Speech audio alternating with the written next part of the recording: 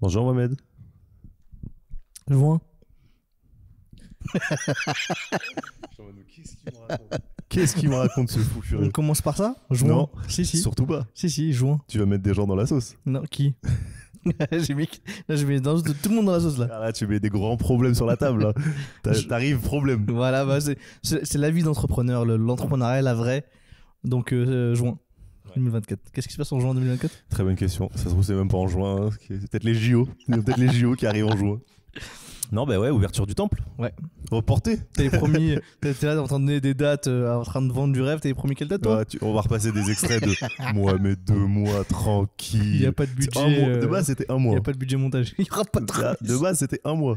Mois de février, travaux. Ouverture en mars. Comme ça, on a un petit mois de mars, on l'exploite. Ouais, bah ouais. Ouais. Hein, Ouais. c'est ce que tu disais. Hein. Avant que la réalité me frappe. Ah ouais, t'as frappé fort là. Avant qu'on se fasse attraper la veste par Joséphine, Ouais. qui est l'architecte intérieur, qui nous a dit, les gars, soit, vous avez deux options en fait. Soit vous ouvrez pas. Soit vous me laissez le temps de travailler tranquillement et je vous ouvre une partie en juin, soit vous allez vous faire foutre. Voilà, pas dit mot pour mot comme ça, mais c'était l'interprétation que j'en ai. Putain, on aurait peut-être dû choisir l'autre option. Et ouvrir ça bancal. Non, bah ouais, du coup, l'objectif, c'est quand même d'ouvrir ça proprement et d'en faire un lieu vraiment stylé dès l'ouverture. Donc, on a pris le parti pris de se dire, bon, bah, on repousse. À plus tard le temple. T'as dit En vrai, c'est ouf, ça reporte de 3-4 mois, quoi. ouais, 3 mois pile l'ouverture. Et ça, c'est si on ouvre à temps. Ouais, maintenant, j'y crois plus. Maintenant, C'est si on ouvre à temps. peut-être le mois de juin, peut-être en décembre. Vous verrez.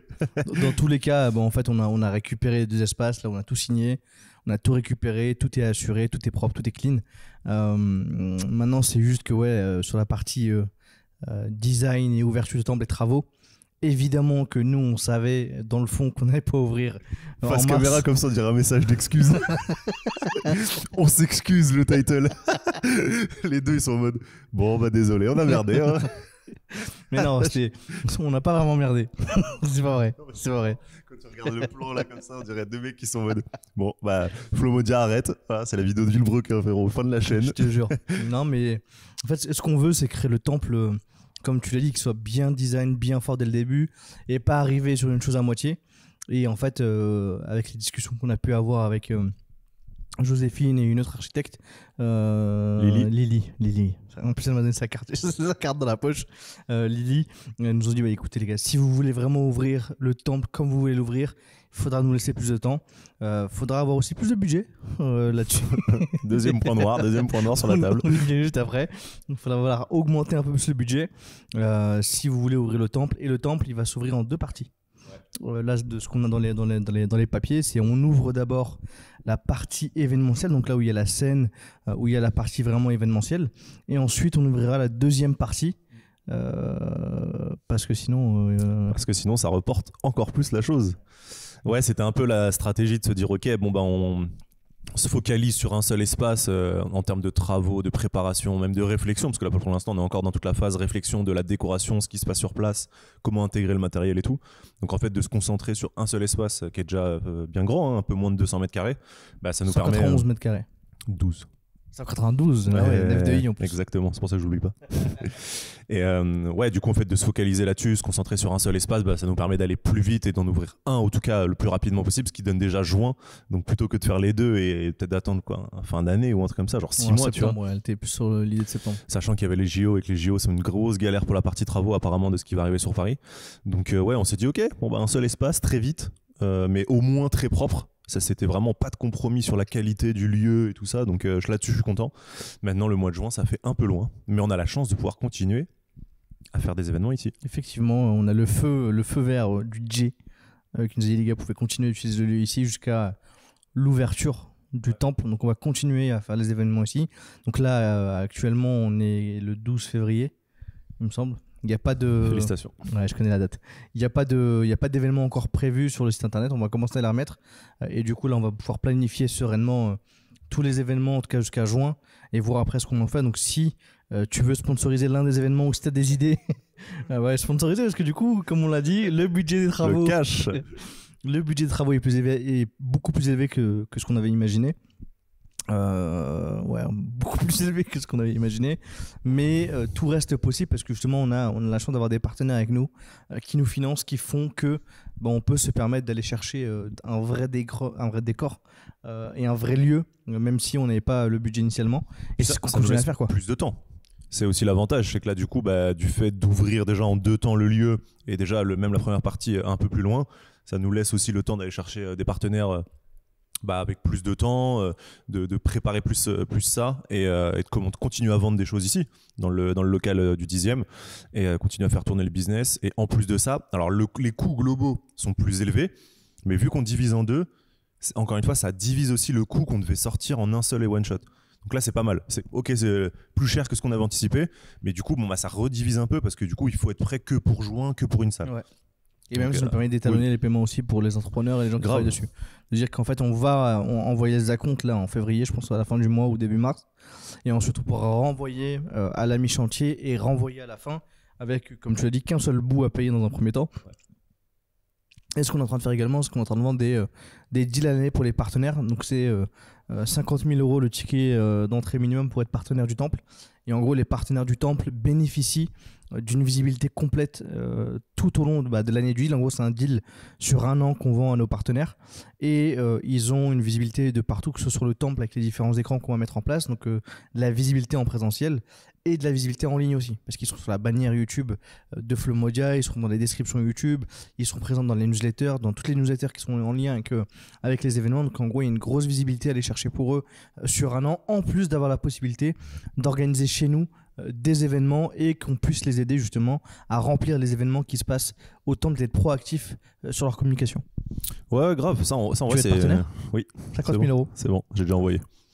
Ouais, de ouf. Non, ça c'est vraiment le gros truc qu'on prévend entre guillemets pour le local, ce côté partenaire en fait du temple avec nous.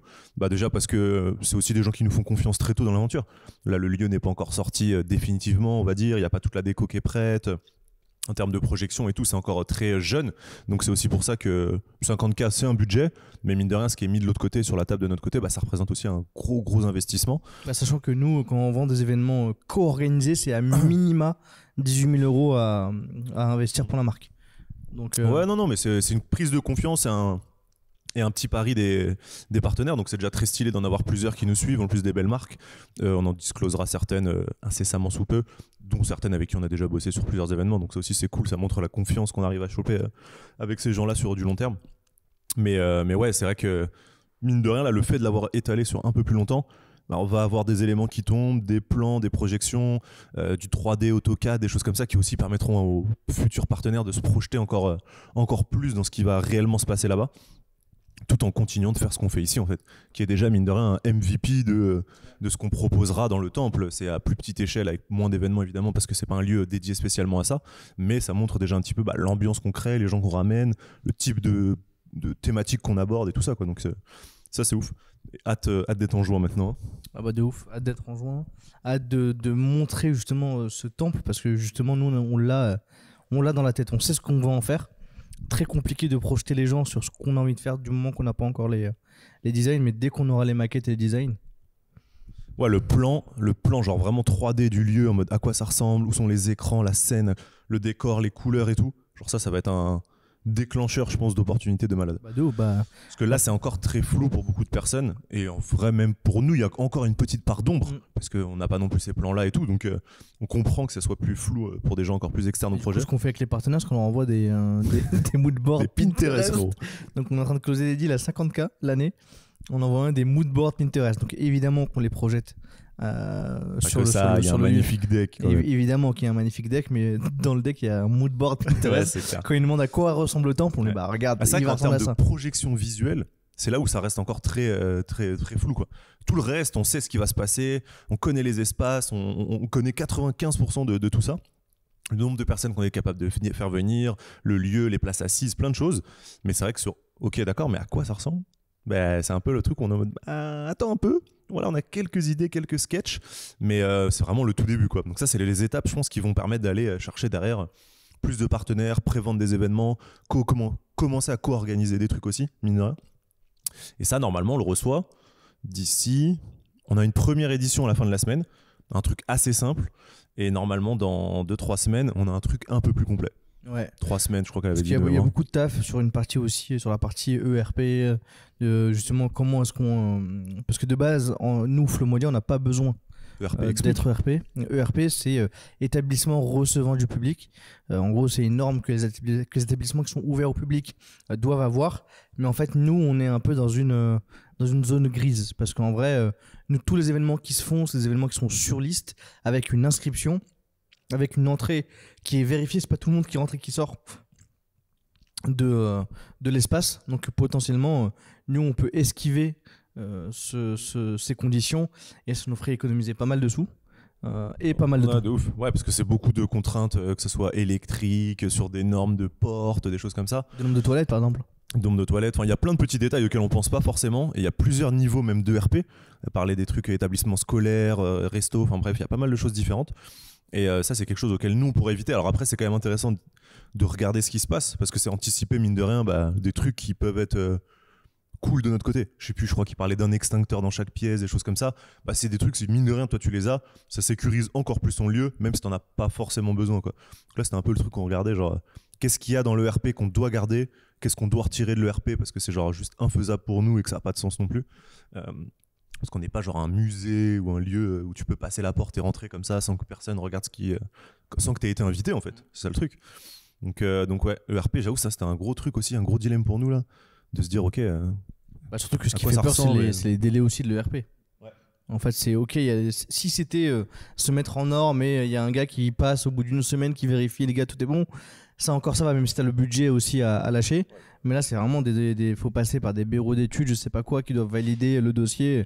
Et ça peut prendre plusieurs semaines, voire plusieurs mois à faire.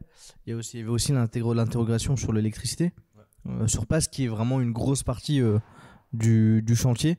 De se dire que, ok, comment est-ce qu'on fait passer le tout, comment est-ce qu'on le gère, parce qu'elle disait que les panneaux électriques étaient déjà datés un peu. Ouais, les compteurs en gros. Les compteurs, c'est des trucs qui sont un peu à l'ancienne et du coup qui passeraient pas le RP apparemment de ce qu'elle disait. Et même à voir si ça tient tout ce que nous on a prévu en termes d'installation audiovisuelle et tout ça électronique. Donc ça c'est un peu les trucs qu'on va découvrir là sur les prochains jours, prochaines semaines. Mais en tout cas, il y a un gros taf d'électricité pour nous sur cette partie-là, là-bas, quoi. Et ça, c'est du budget de malade. Ça, c'est un des trucs qui a fait péter le budget. Ouais. Parce qu'en vrai, nous, on l'avait pas anticipé en mode... il y a de gros changements, parce qu'en vrai, c'est assez propre. Sinon, tout le reste, le passage de câbles et tout, c'est plutôt clean. Mais du coup, ça, c'est un des trucs où nous, en fait, on s'attendait pas à ce que ça soit... Il y ait autant de travaux, autant de trucs à faire dessus. Donc ça a bien fait péter le budget. Et puis après, qu'est-ce qu'il y a d'autre qui a fait péter le budget ? Le temps, en fait, le temps, mine de rien. Parce qu'en fait, ça va nous déclencher des dépenses, gérer le lieu. Et surtout que nous, sur ce nouveau lieu, on est accompagné par Wakano, qui nous offre 2 mois du loyer, donc qui offre le mois de février. Bientôt 4 en plus. Ils t'ont pas dit ? Moi pas non plus. Encore. Mais je vais leur demander. Comment ça va, Vivian ? Faut qu'on discute, Vivian. On veut doubler la mise. Donc ouais, ils ont été arrangeants sur pas mal d'éléments, mais s'ils peuvent faire plus, on est très ouverts. Okay. Nous, ça nous va. Donc ouais, c'est ce qui va être intéressant. C'est le challenge qu'on va avoir, en tout cas dès avril, si rien ne change, avec justement les loyers, avec un lieu qui est fermé, qui est inexploité pour l'instant, où on finance juste les travaux dans ce lieu-là, quoi. Bah ouais, parce que pour le coup, en plus, la pièce de 192 mètres carrés, du coup, elle devrait commencer à être en travaux, donc mais vraiment pour le coup, inexploitable. L'autre pièce devrait pouvoir rester exploitable. Donc pour le coup, ça pourrait peut-être être un endroit où on fait des tournages, où eux continuent de l'exploiter en salle de réunion, à voir ce qui est le plus intéressant pour nous, pour Wakano et tout, dans un arrangement commun, on va dire. Mais nous, c'est vrai qu'on pourrait pas en faire grand-chose, en fait. Même pas le louer, en fait. Quoi, parce que... Non, tu peux rien faire de ça. Mais du coup, c'est juste anticiper dans nos frais le fait d'avoir le loyer d'ici, plus de là-bas... à anticiper en avril, quoi. Donc le travail, il est dans aller signer des sponsors pour là-bas et ici. Vendre. Il y a aussi le retour de vrai. Le retour de vrai. On a sorti notre épisode avec Emeric qu'on avait tourné il y a un petit moment quand même. Hein. On l'a tourné en fin d'année dernière et il sort du coup hier. Bah, comme le talk de Élise Marchand, hein, qu'on a tourné en mai de l'année dernière. Comment recruter les meilleurs il y a presque un an, hein. On est en février 2024 et il sort que maintenant. Ouais, petit décalage sur le planning éditorial. Hein. Ouais, de ouf. Et ce qui est fou, c'est que du coup, on avait aussi on a eu du retard par rapport à la sortie de l'épisode et aussi par rapport à une marque qui le sponsorisait. Ouais. Donc il y a May qui ont été très sympas avec Roméo justement qui nous a accompagnés et qui a sponsorisé le talk des marchands. Ou pareil, très content justement du pré-roll. Mais un an d'attente pour cet épisode incroyable en plus, qui est très cool. Ouais, non, franchement, l'épisode il est lourd. Bah après, ouais, les retards, parce qu'on a eu sur plein d'autres choses. Et en vrai, ça a décalé pas mal d'épisodes, même parce qu'on a plein d'autres en vrai qu'on a tourné. Là, on est en attente parce qu'on est en train de négocier un pack aussi d'épisodes. Ouais. Donc en fait, la seule raison pour laquelle on ralentit la sortie des talks, c'est qu'en fait, on est en train de négocier avec des marques pour sponsoriser. Une dizaine d'épisodes qui arrivent. Ouais. Et il faut qu'on commence à remettre la pression aux marques. Alors j'ai écouté les gars, c'est maintenant ou jamais. On a commencé. On a eu un retour là ce matin. Je sais pas si t'as vu. J'ai vu passer. Ok. J'ai vu passer. T'as vu la demande. J'ai vu les questions. J'ai vu les questions. T'as soufflé des questions. On va leur envoyer les réponses, mais à un moment donné, il faudra se positionner parce que sinon, tout sera publié et puis tant pis quoi. Ouais, bah surtout qu'il y a des gros épisodes. J'en parlais encore ce matin avec Bastien là, qui travaille avec nous. On a quand même des gros noms dans le pipe qui sont stockés sur un disque dur et qui attendent juste d'être publiés pour certains et terminés de monter pour d'autres plus récents. Mais c'est dommage quoi, des Thibaut Elzière, Roxane Varza. Il y en a plein, et même des thématiques des fois moins abordées. Je pense à Victor Linder, LinkedIn Ads et tout. Donc c'est du contenu ultra quali en fait qui est juste en attente de sponsors ou de terminer de montage. Donc hâte de les sortir aussi, tu vois. Ça, je pense que ça pumpera pas mal le reste de la chaîne. Ça va ramener, ça aidera aussi à tout ce que truc de temple. Parce qu'il y a quand même des gros noms mine de rien à sortir, tu vois. Donc. Mais j'ai vraiment hâte de les sortir ces talks-là parce qu'ils sont très stylés. Bah là en vrai en fonction de nos choix vis-à-vis des marques et tout là, si on tarde pas trop, en 4 semaines on peut en sortir pas mal là. Il y en a 8 qui sortent là, et justement donc des gros noms à ce moment là. Je pense qu'on devrait les sortir. Hein. Ouais bah c'est ce qui va se passer, hein. En vrai il y a juste le truc qu'on a reçu ce matin, à voir comment on le traite. Mais bon, je vais pas mentir, je comprends, hein, c'est beaucoup de questions et tout ça, mais je pense que ça donnera pas lieu, tu vois. Et en fait j'ai pas trop envie de perdre de temps à y répondre pour, tu sais...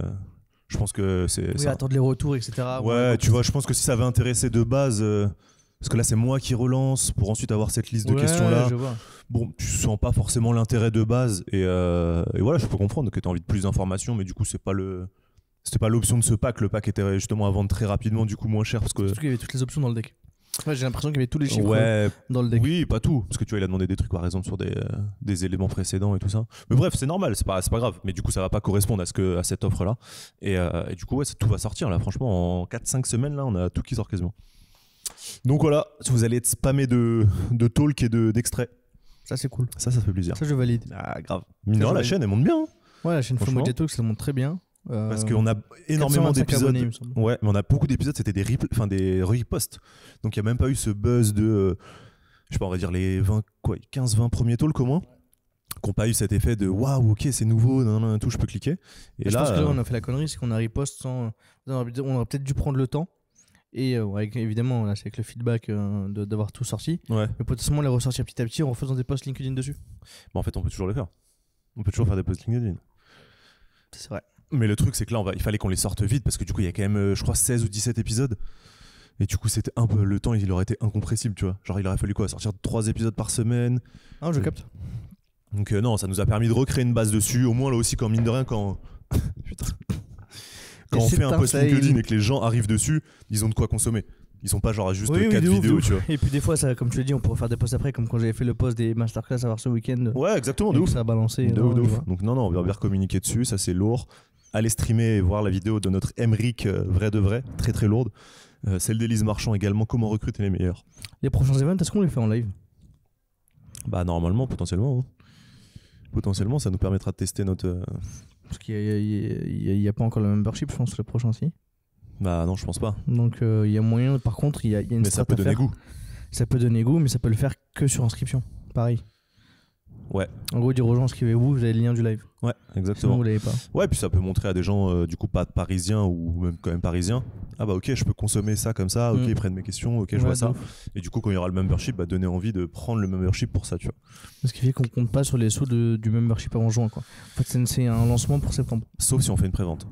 Il est pas actif, mais on aura une prévente. Je pense que si on se dit qu'on le fait, je pense que c'est que pour septembre. Parce qu'il faudrait voir comment est-ce qu'on organise les événements dans le lieu Ouais. en juin, juillet, août. Mhm. Parce que potentiellement, c'est la phase où les gens pourront se dire je m'en suspends l'abonnement ou j'en sais rien. À part sur les packs annuels qu'on peut Forcément, parce proposer. que en fonction des événements qu'on propose, si on parlait de peut-être des bootcamps, des ateliers, des trucs comme ça va être aussi des phases où il y aura des gens qui seront disponibles pour passer plus de temps, des temps longs. Tu vois, il y aura peut-être moins de talk que le soir avec des gros speakers et tout ça, mais un peu ce que faisait peut-être The Family à un moment, bah tiens, t'as peut-être une semaine pour te former sur tel sujet, des choses comme ça. C'est de la vente de formation. C'était pas un membership, mais ça je le vois. Hein. Peut-être ça peut être l'occasion pour nous de vendre des produits uniques et de bosser le produit pour la rentrée. Il faudrait juste qu'on voit ce qu'on arrive à organiser. De toute façon, on va devoir tester, on va regarder. En vrai, nous on en avait fait jusqu'à juillet ici, l'année dernière. Ouais. Et ça avait plutôt bien fonctionné. Vers la fin, ça tire un peu la gueule, quoi. On a fini par le summer party et après. Ouais, bon, ça va, le summer party il était tard. Non, le summer party. Je crois qu'on a fait jusqu'à mi-juillet ici. Sur les talks d'avant, en fait, on voyait justement. Faudrait aller regarder les stats. Mais je pense qu'on avait diminué son nombre d'inscrits déjà en. Ah bah sûr, forcément. Mais si t'as quand même 50 ou 60 personnes, c'est clean, quoi. Ouais. Et non, ouais, après peut-être août, off, en tout cas off sur ce format-là, entre guillemets. C'est peut-être du coup des formats plus. Moins de personnes, mais des trucs plus profonds, plus deep et tout ça. On va tester, on va voir ça. Déjà, il faut qu'on organise tous ceux jusqu'à juin ici. Ouais. C'est bien. Et avec les premiers en anglais. Avec les premiers, mais il en faut au moins un par semaine en anglais. Ouais. Donc, I'm really excited about it. Ce bâtard, il a rigolé en mode. J'ai rien dit, bordel. J'ai rien dit. Mais j'ai hâte de nous voir allumer. La courbe d'apprentissage. Allumer le feu sur scène en anglais. Ah, en vrai, déjà, ça va être marrant. Ouais, ça va être marrant parce que du coup, c'est rare. Il y a plein de gens qui nous connaissent, qui seront quand même là et tout. Ça va être drôle. Et hâte de sortir. Moi, j'ai hâte de sortir les premières vidéos. En English. Ouais, vraiment d'avoir nos vidéos YouTube full anglais et tout. Ça arrive bientôt avec les premiers de la team de chez Lemlist. On vous annonce ça soon. Il faut recommander un micro aussi. Une mousse, tu veux dire. Une mousse, ouais. Yes, ça va être sympa la petite mousse. On a hâte de montrer le branding aussi. Ouais. Bientôt terminé le site internet et le branding. Fin février, début mars normalement. Ça c'est très cool. Et pareil, potentiellement voir avec la team qui s'occupe du Discord de peut-être commencer en mars vu qu'on attendait l'ouverture du lieu. Ouais, ça fait tard quoi. Mais de leur dire ok, go commencer en mars quoi. Donc voilà les points de réflexion, ce qu'on est en train de faire, sur quoi on est en train d'avancer. Si tu peux nous aider sur la moindre chose qu'on a partagée et surtout la plata, ok. N'hésite pas à répondre en commentaire, nous envoyer un petit message. On est toujours ouvert à plein de choses. Là on discute avec pas mal de marques, donc j'ai hâte de voir ce que ça va donner. Des belles marques. Ouais. Des belles marques cette semaine, donc j'ai hâte de voir ce que ça va donner. On a hâte de revenir avec les événements. Tu retrouveras en description le lien vers les prochains événements, enfin vers le Eventbrite. Abonne-toi à Eventbrite, regarde ce qui se passe, ce qui va arriver, active les notifs et nous va te régaler sur les prochains mois en attendant l'ouverture du temple. On se retrouve la semaine prochaine pour un nouvel épisode. Oui monsieur, et n'hésite pas à donner ton feedback aussi sur ce format. Mine de rien. Ça va faire quand même une bonne trentaine d'épisodes, je pense, d'ici là. On veut des feedbacks. Qu'est-ce que t'en penses? Est-ce qu'il y a des choses à améliorer? Est-ce que tu kiffes? Bien sûr qu'on est jusqu'à 1000 épisodes. Ouais. Donc voilà, pense à t'abonner. Regarde tout ce qui se passe en description là sur le moment où cet épisode sort. Ciao, à bientôt. Ciao.